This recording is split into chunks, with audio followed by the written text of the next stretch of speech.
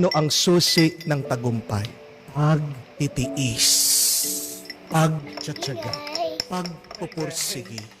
Yung marunong magtiis, magtsaga at magpursige, sila ang magtatagumpay. Sila ang makakaranas ng tuwa at kapayapaan. Walang kwenta ang kayamanan kung hindi ka marunong magpasensya, magtsaga. Amen? Pinanganak kang mayaman, pero hindi ka marunong magtsaga, mauubos siya. Amen? Kahit na sabihin mo matalino ka, may talento ka, pero kung hindi ka marunong magtsaga, magtrabaho, magsipag, walang kwenta ang talino mo. Kahit na sa feeling mo, maganda ka. Pero kung hindi mo naman pinagtsatsagaan na gandahin pa ang sarili mo, habang tumatanda ka, pumapangit ka. Amen? Kailangan ng pagtsatsaga. Amazing morning everyone. Ang topic natin ngayon ay long-term mindset. Ibig sabihin, pag may ginagawa tayong bagay, kailangan bigyan natin yung sarili natin ng oras para mag-grow. Kailangan meron tayong 5 years minimum na doon natin makita talaga yung result. No? So ang iba nga, 5 to 10 years pa talaga.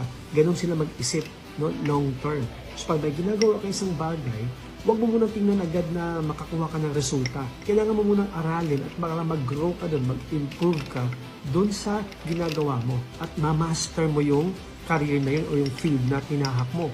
Kasi hindi agad-agad overnight ang success. Walang ganun. Meron talaga pagdadaanan. So dapat consistent ka, meron kang tunnel na focus doon sa ginagawa mo na after 5 years, doon pa ngayon mamumunga lahat ng ginagawa mo. At worth it naman. Kasi yun yung gusto mo eh. Kaya marami nag-fail kasi yung iba gusto instant, gusto madalian, gusto mabilisan. Hindi lang kumita after 1 year, walang result na nakita, ayaw na. Tandaan mo si Michael Jordan, bago nag-champion sa NBA, 6 years muna na lagi silang hindi nakakuha ng tagumpay.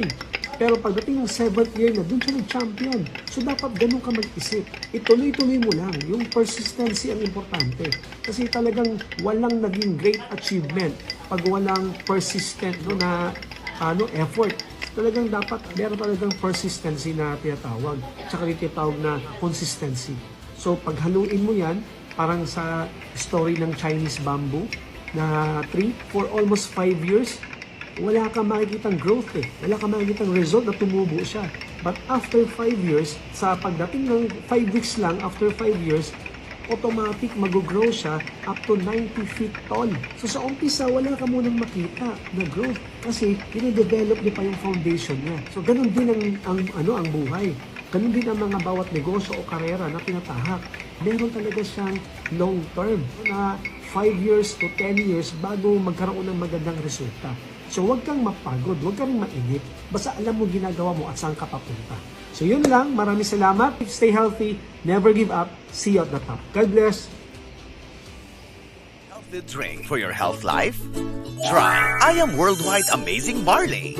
Maraming health benefits. May 50% discount pa kung member ka. Message na!